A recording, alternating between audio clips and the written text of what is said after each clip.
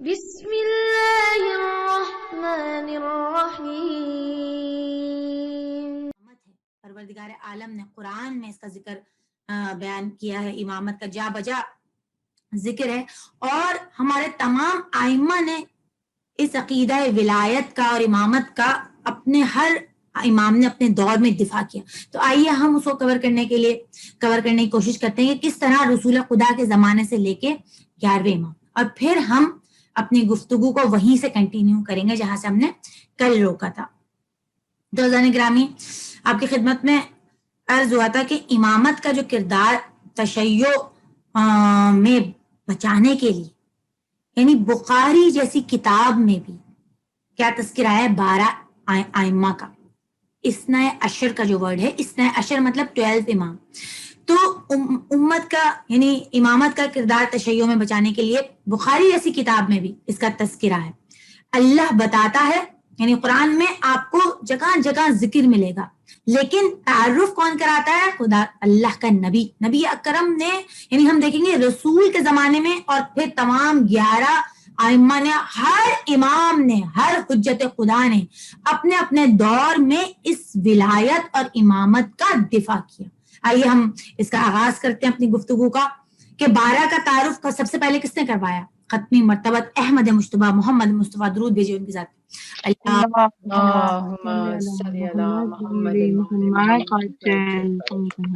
کہ رسول خدا نے کہا کہ میرے بعد 12 خلیفہ ہوں گے، 12 ائمہ کا نام ہے اور اثنا عشر کا ذکر ہے، یعنی بخاری جیسی کتاب میں بھی اس کا تذکرہ ہے۔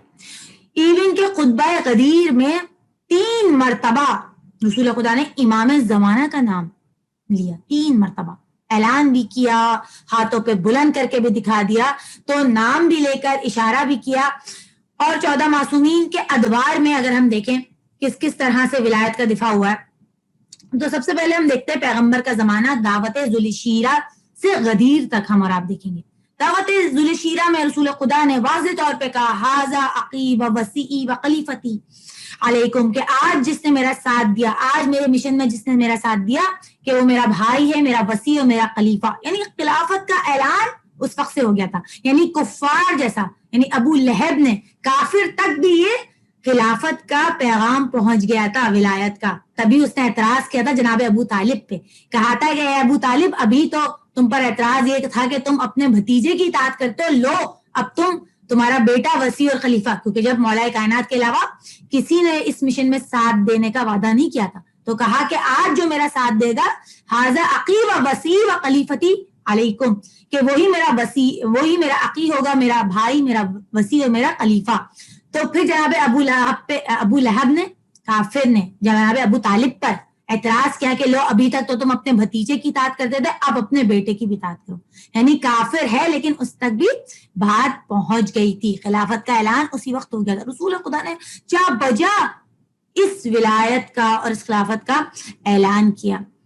ایون کے عقد مواقع، جب تمام لوگ ہجرت کر کے گئے، انصار تھے، مہاجرین تھے، جب سب کو ایک دوسرے کا بھائی بنایا، عقد مواقع پڑھایا، وہاں بھی واضح الفاظ میں کہا کہ یا علی، تم دنیا اور آخرت میں میرے بھائی ہو۔ یہ کہا تھا نا انت اخی فی الدنیا والآخرہ، تو یعنی سب کو سب کے مزاجوں کے حساب سے بھائی بنایا تھا۔ اسی طرح خندق میں آپ دیکھیں، یعنی رسول کے دور سے ہم شروع کر رہے ہیں۔ خندق میں عمر ابن عبدوت کے مقابلے پہ کون گیا؟ کہا کہ آج کل ایمان کل کفر کے مقابلے پہ جا رہا ہے۔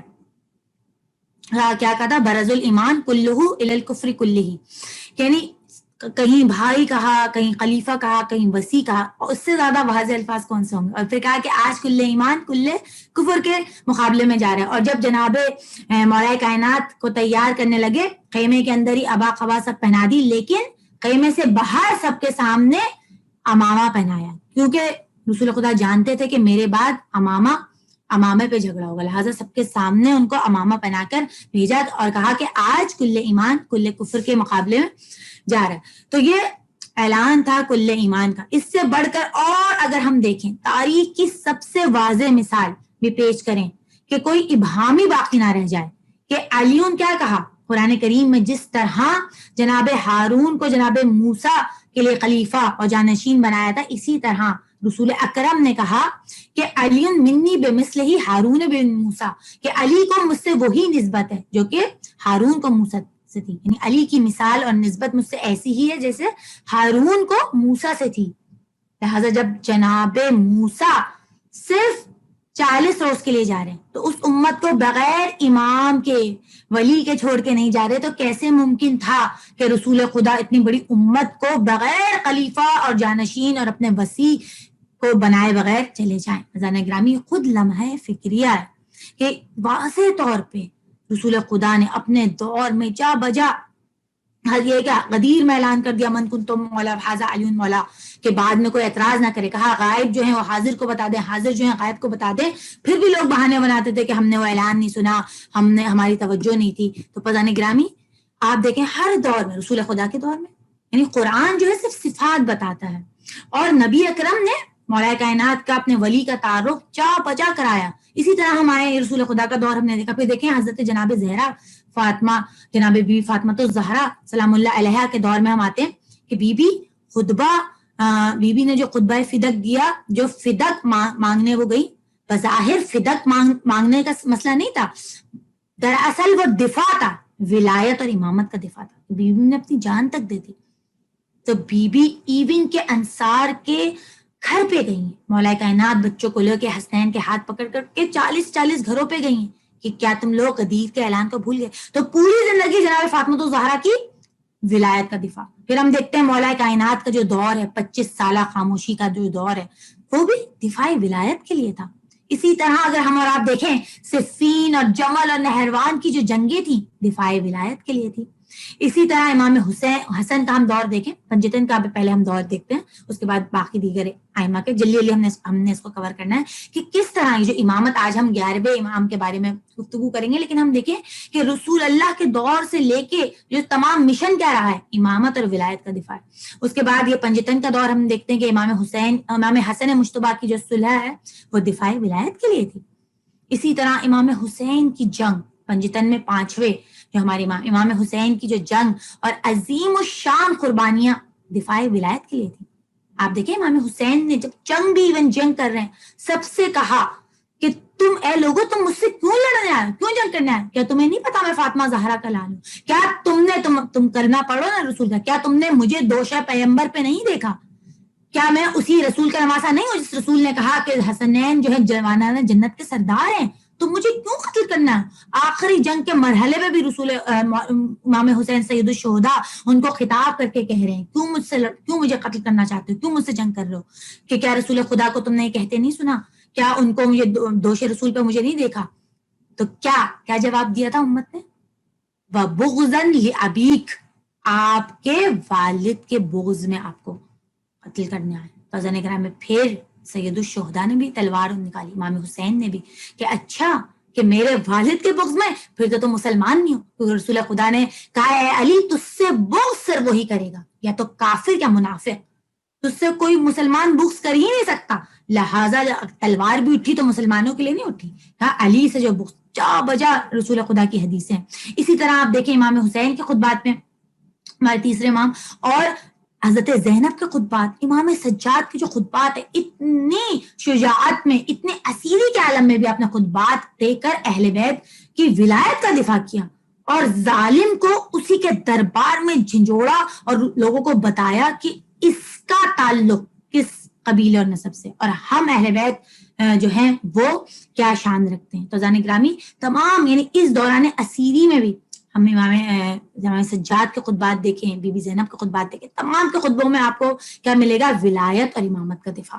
اس کے بعد ہم نے پنجتن کا دور دیکھا۔ اس کے بعد آپ دیکھیے کہ فورتھ امام زین العابدین، ہمارے امام سجاد کی زندگی اگر آپ دیکھ لیں، چوتھے امام کی زندگی، تو کیا دیکھتے ہیں ہم کہ عزاداری اور عبادت، دعا اور مناجات میں بھی کیا ہے؟ دفاع ولایت۔ لیکن یہ سورہ جمعہ کی میں نے آپ کے خدمت میں جب اپنی دوسری سیریز کی مجلس میں کہا تھا کہ رسول خدا کا مشن کیا ہے کہ یتلو علیہم کتابہ، کہ قرآن کی آیتوں کی تلاوت، اور ویزکیہم، لوگوں کے نفوس کا تزکیہ، ویعلم الکتاب والحکمہ، اور قرآن اور حکمت کی تعلیم۔ تو چوتھے امام نے کیا کیا اپنے دور میں؟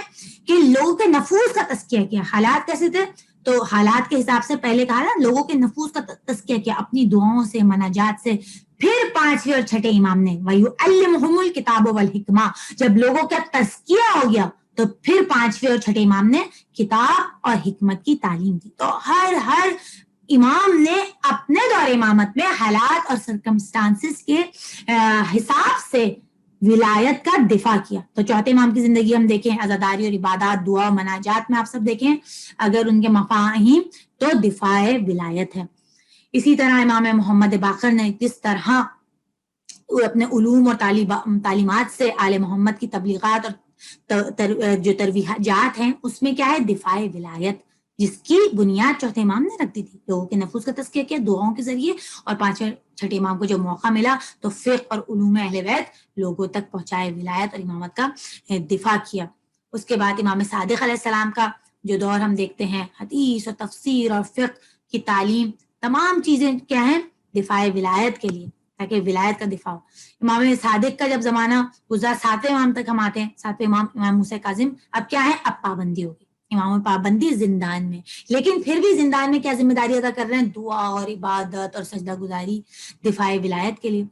ایک مرتبہ جاسوس بھیجتے تھے بادشاہ وقت, ظالم بادشاہ جاسوسوں کو پیچھے لگاتا تھا, دیکھو امام کیا کر رہے ہیں, کہا کہ سجدے میں, کہا کیا دعا مانگتے, کہا کہ ہمارے خلاف تو بد دعا نہیں کرے, کہا نہیں وہ پروردگار عالم کا شکر کر رہے ہیں, پروردگار میں نے تجھ سے تنہائی مانگی تھی, اے پروردگار تیرا شکر ہے اس تنہائی میں کہ سوائے تیرے اور میرے یہاں کوئی نہیں. تو پسان گرامی یعنی ہر جگہ اپنی عبادات ہو, چاہے جو بھی میسج دیا ولایت کا دفاع کیا. اسی طرح پھر ہم دیکھتے ہیں امام موسیٰ کاظم کے بعد امام رضا علیہ السلام کا سخت ترین دور, امتحان ہے, ولی عہد. اب دیکھیں ہارون نے قید کیا تھا امام موسیٰ کاظم, پھر اس کا بیٹا مامون, اچھا اگر وہ سنسیر ہوتا, مخلص ہوتا تو ولی عہدی کے آفر نہیں دیتا, لیکن کیوں, تاکہ وہ چاہتا تھا امام اس کے قریب رہے, جاسوسی کر سکے اور امام رضا کی تائید مل جائے. بعض لوگوں کے ساتھ رہنا چاہتے ہیں تاکہ ان کو تائید ملے, تو تائید کے لیے اس نے ولی عہد کا آفر دیا. اور امام کا بہت بڑا امتحان کہ مامون جیسے کہ ولی عہدی قبول کرے, لیکن امام نے وہ امتحان بھی دیا. اور کیا کرتا تھا امام رضا کے ساتھ کہ مختلف اذیت دینے کے لیے مختلف جگہ سے لا کے عالموں کو لاتا تھا, مناظروں کا اہتمام کرتا تھا کہ کہیں تو امام رضا کو شکست ملے گی, پھر میں شیعوں سے کہوں گا کہ دیکھو تم تو اپنے امام کو کہتے ہو کہ علم لدنی کے مالک ہیں, دیکھو مناظرہ ہار گئے. تو جگہ سے وہ مختلف مناظروں کا احترام کرتا تھا. اور پھر ہمارے امام کس طرح ولایت کا دفاع کرتے تھے, ہر ایک کو منہ کی کھانی پڑتی تھی, مختلف مناظروں کا اہتمام. تو یہ تمام امام رضا کا ہم دور دیکھتے ہیں کہ کس طرح انہوں نے امتحان دیا, ولی عہد بن کر بھی کس طرح ولایت اور امامت کا دفاع کیا. اس کے بعد ہم کیا دیکھتے ہیں, امام محمد تقی کا دور, امام محمد تقی کے دور کہ ایون کے امام رضا کے جو بیٹے ہیں 9 سال کی برس میں مامون نے اپنی بیٹی کی شادی ان سے کی, اور ان سے بھی امام محمد تقی سے بھی مختلف مناظرے کراتا تھا. سب کہتے تھے ارے یہ تو بچہ, ایک مرتبہ بہت بڑے مفتی اعظم کو بلوایا, کہا تو ارے یہ تو 9 سال کا بچہ, کہا نہیں اس سے تم اپنی بیٹی کی شادی کرو, کہا نہیں بچہ نہیں ہے. تو کہا اچھا مناظرہ کرا کے دیکھتے ہیں. بہت بڑے یحییٰ بن اقسم اس کا نام تھا, اس سے مناظرہ کرا کے کیا دیکھا مشکل ترین, اس نے کہا میں بھی اس سے, کہا ان سے مناظرہ کراؤ گے, بظاہر یہ تو بچے ہیں, کہا نہیں مناظرہ کر کے دیکھو. تو مفتی اعظم نے سمجھا, دیکھیں فقہ میں بہت سارے باب ہیں, 56 چیپٹر, سب سے مشکل حج ہے, میں حج کا سوال کروں گا فقہ میں, وہ بھی احرام میں جو مشکل ترین سوال ہے کیا کہ کفارے کا مسئلہ. کہا کہ اگر کوئی جو ہے احرام میں شکار کرنے تو مختلف جو ہے اس کی شکایت, تو پسند گرامی گنجائش نہیں. یعنی امام نے ہر طرح کا یعنی دفاع کیا. کس طرح 8ویں امام نے, کس طرح امام محمد تقی نے بہت پھر کہا, بلکہ کہا اس مفتی اعظم کو, بس شارٹ بتاؤں, کہا کہ تیرا سوال ہی ناقص ہے. اس نے کیا پوچھا, حج سب سے مشکل سوال, سمجھیں گے ان کو تو آتی نہیں ہے, چھوٹی ہے جن کو نہیں پتا ہوگا, نہیں. اس نے کہا کہ حج میں جو کفارے کا کیا مسئلہ ہوگا اگر کوئی حالت احرام میں شکار کرے, تو امام نے کہا تھا تیرا سوال ہی ناقص ہے. امام نے اس کے ایک سوال میں 13 کوشچنز بنا دیے. کہا بتا حالت حرام میں شکار کرنے والے کی حالت اور کیفیت کیا تھی, وہ آزاد تھا, غلام تھا, عورت تھی یا مرد تھا, یعنی بہت سارا انہوں نے مفصل کر کے, تو وہ آدمی بھی فوراً زیچ ہو گیا, کتنا بڑا مفتی اعظم. تو واقعاً تمام لوگوں نے مجمع میں کہا کہ اللہ کی حجت کے سوا یہ جو بچہ ہے اللہ کی حجت ہے اس زمین پہ. تو کس طرح سے امام جو ہے ولایت کا دفاع کرتے تھے کہ تمام لوگ ایمان مجبور ہو جاتے تھے اگر کوئی اس قرۂ ارض پہ اللہ کی حجت ہے تو وہ یہ امام ہے. اسی طرح امام علی نقی کا سخت ترین دور تھا، متوکل کا زمانہ تھا. اللہ گرامی متوکل کیا کتنا ظالم تھا کہ مثل یزید تھا کہ اس نے تو کیا جسارت کرنے کی کوشش کی کہ مولا امام حسین کی قبر کو منہدم کرنا چاہا متوکل نے. اور اپنے دور میں اس ظالم نے چاہا کہ دیکھیں یہ جو ظالم بادشاہ تھے ان کو بہت حسد ہوتا تھا کہ بھئی ہمارے آباء و اجداد اتنا پیسہ اور دولت ہونے کے باوجود ہمارے آباء و اجداد کی خبر پہ کوئی نہیں جاتا، اور اتنے سخت ترین دور میں لوگ امام حسین کی زیارت کے لیے جاتے تھے، لہٰذا یہ لوگ حسد محسوس کرتے تھے. تو کسی طرح اس نے کہا میں فرات کا رخ پھیر دیتا ہوں اور یہ جو ہے قبر جو ہے نعوذ باللہ یہ خود ہی تباہ ہو جائے گی، لوگ زیارت کے لیے نہیں آئیں گے.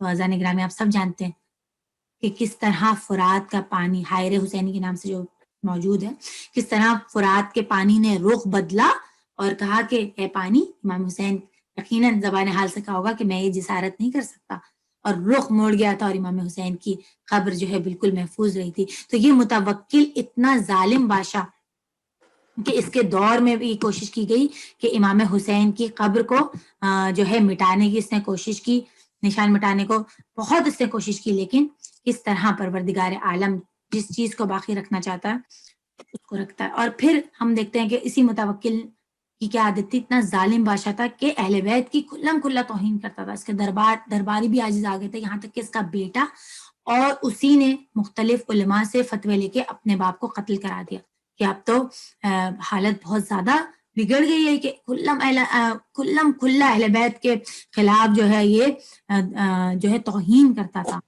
یہاں تک کہ معتصم کے بعد اس کا بیٹا آیا معتصم باللہ، اور اس نے جو ہے امام علی نقی علیہ السلام کو قتل کیا، اور پھر معتمد آیا جس نے امام حسن عسکری کو پھر شہید کیا. تو بس گرامی ہم دیکھتے ہیں، ہم نے مختصراً آپ کی خدمت میں عرض کرنے کی کوشش کی کہ امامت ہر رسول خدا سے دور سے لے کر ہر امام نے اسی ولایت اور امامت کا دفاع کیا. رسول خدا نے اپنے دور میں کیا، ہر امام نے اپنے دور میں اسی ولایت کا دفاع کیا. یہاں تک کہ میرے 11ویں امام آپ کے مختصراً میں حالات بیان کیے ائمہ کے کس طرح مشکل ترین کٹھن کے دور میں بھی ہیں، زندانوں میں بھی ہیں. سخت ترین دور شروع ہو گیا تھا 9ویں اور 10ویں امام کے، پھر فوجی چھاونیوں میں رکھا گیا امام کو. اور میں نے عرض کیا تھا کہ امام حسن عسکری جب 4 سال کا سن تھا اپنے والد کے ساتھ فوجی چھاونی میں ان کو قید و بند میں رکھا گیا. یعنی ہر امام نے اپنے اس ولایت کے مشن کو جاری رکھا. اللهم صل على محمد وآل